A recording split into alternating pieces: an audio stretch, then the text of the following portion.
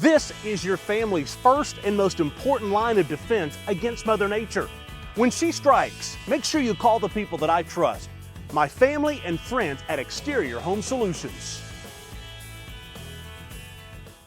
He's Grant Ramey. I'm Rob Lewis from Charlotte. This is the Exterior Home Solutions Fast Break on VolQuest.com. And Grant, nothing comes easy for these guys. No, survive and advance. That's what it's like. That's what it's about this time of year.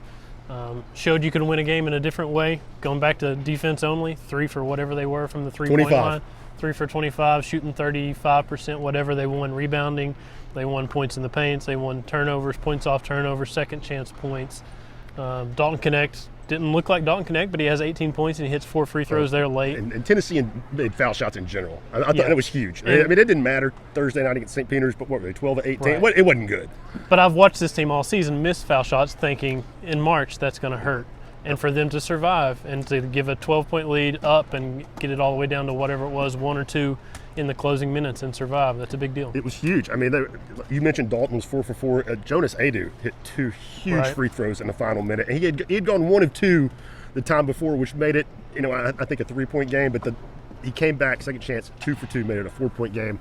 I thought he was big. Josiah, he didn't have a huge night, but man, he rose up right down here, Grant, with 2:49 left on the clock, and made a 3 that was one of the biggest shots in the game. And I couldn't believe it. He looked at the basket first off. I couldn't believe it went in, and good for him. I mean, he hadn't made a 3. He didn't make a 3 in either of the last 2 games. The last one he made was against Kentucky in a regular season finale, and that was. And I'm pretty sure they were 1 for 21 right before Dalton hit the corner 3. 1 for 9. I didn't. Yeah. And then Joe hit the corner 3. And Dalton was 0 for 7. It wasn't quite as big because there was a little more time left. But there were 2 people draped all over him. They got shots when they hit shots when they had to hit shots. They hit free throws when they had to hit free throws. And they got stops when they had to get stops. And that's what you have to do this time of year to win those kind of games. It could have been a 12, 15-point win, whatever. If you hold on, you look better in the closing 6, 7 minutes. But the fact is you survive, and I think that means something and can change stuff going forward. The fact that you survived a nervy one possession trying to fight off a disaster kind of game. Yeah, and I people are going to say, Tennessee kind of choked coming down the stretch. I mean, it was 53-44. They had control with about 4 or 5 minutes left, but at some point you've got to give the other team credit. Yes. And Texas made some plays down to cut it down to a 1 or 2 point game. And just like you were saying, I think you have to give Tennessee credit because a lot of teams, when things start going bad like that, they can't put the brakes on and flip momentum back. And Tennessee was able to do that, which I think is a sign of a mature team and a really mentally tough team. And this time of year, it literally does not matter how it happens. No style points. Get to the next round. Get to Friday in Detroit. Get to Creighton or Oregon or whoever it's going to be and hope you hit shots against that team and hope the defense continues to show up. Just survive. I mean, it's survive and advance, and that's the simplest way to put it because that's all it's about. It doesn't matter if you go 3 for 25. If you're going to the next round, you're going to the next round. And, Coach Barnes talks about it a lot. He's like, fans sometimes will watch, we don't hit shots. They think you don't play good. I think tonight was a classic example of that. Tennessee played pretty well. They just didn't hit a lot of shots. No. I mean, they kept Texas out of anything they wanted to do. I mean, it's a testament to Tennessee's defense that they just shot 31% for the game, and they're going to the Sweet 16. Right. It was vintage Tennessee defense. Zakai Ziegler with the steals he had, getting out in transition. Santi, the steals he had.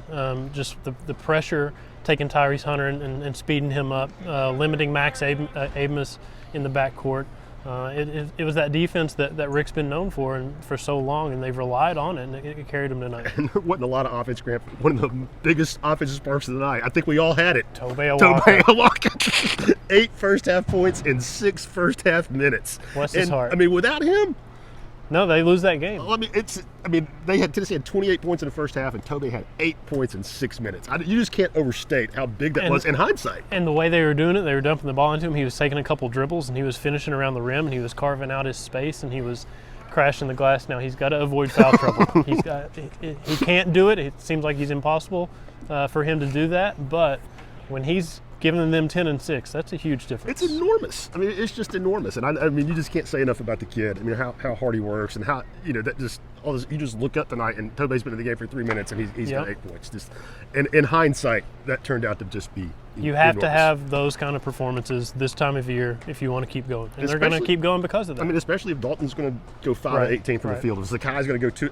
Grant, if we would have known that Zakai and Dalton were going to go, 5 for 30, I think. I'd be canceling rental cars and hotel rooms. I wouldn't be looking for flights to Detroit right now. So 1,000%. Again, aesthetically not pleasing, but at the end of the day, when the sun sets tomorrow night. There's going to be 16 teams in college basketball. They're still playing, and Tennessee's winning. And back-to-back years going to the Sweet 16. Now it's time to get over that hump and get past the Sweet 16. They haven't done it in 2019. They didn't do it last year. See if they can do it this time with whoever they end up playing. And my last thing, you just mentioned last year, reminded me. Just talking to Jemai in the locker room, and I asked him, man, does it feel different, than it did after you beat Duke last year and you're going to head to New York? He's like, yeah. I mean, it feels a lot different. We're healthy.